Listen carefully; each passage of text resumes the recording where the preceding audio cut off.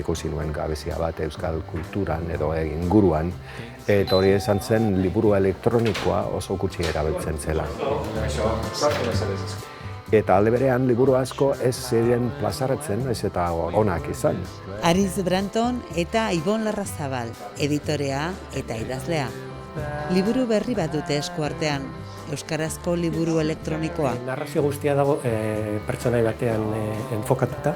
Ibonek buktegi plataforma digitalean argitaratuko duen laugarrena da. Nik askatasun osoz idazten dut nik nahi dudana.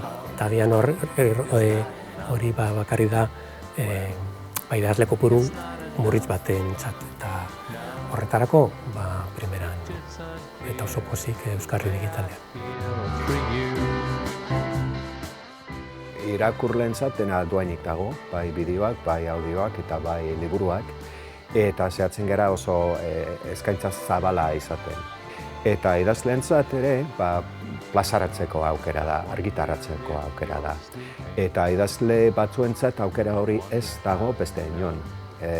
Edo liburuaren formatuagatik laburregia delako paperetan ateratzeko, edo besterik gabe diru faltagatik. Harrera egizan ikaragarri ona izan da. Gaur 4 urte ditu buktegi, eta 4 urte hauetan oker ez banabil 350.000 bizita jaso ditugu, eta 270.000 deskarga izan ditugu buktegin. Badaude oso izan ezagun batzuk buktegin, eta oso eskuzabalak izan dira guztiak gurekin, oso eskuzabalak. Aurkitu dutela beraiek sentitutako zerbait. Eta gero, hain ezagunak ez diren idazle batzuk, edo ez ezagunak izan diren idazle batzuk. Argitaratzeko bide alternatiboa idazleentzat eta eskaintza zabalagoa irakurleentzat.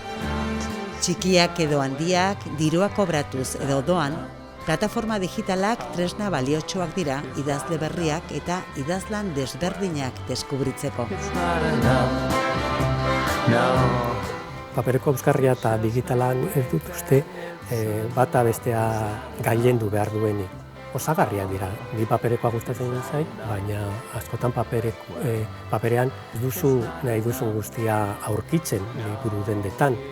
Eta momentu honetan interneten ia edozer dago eskuragarri. Nik ere paperezko liburuak maite ditut, baina aukeran digitala. Batez ere estegiengatik, noski. Itzultzaile naiz ogi bedez eta gehien maite dudan liburua estegia izango da beti. Abantaila handiena da, zuzarela prozedura guztiaren jabea, erantzulea, eta euskarri digitala eta plataforma digital bat munduko azken txokoraino hel daiteke, batzutan ez usteko lekuetatik ere hil daitezke irakurketak eta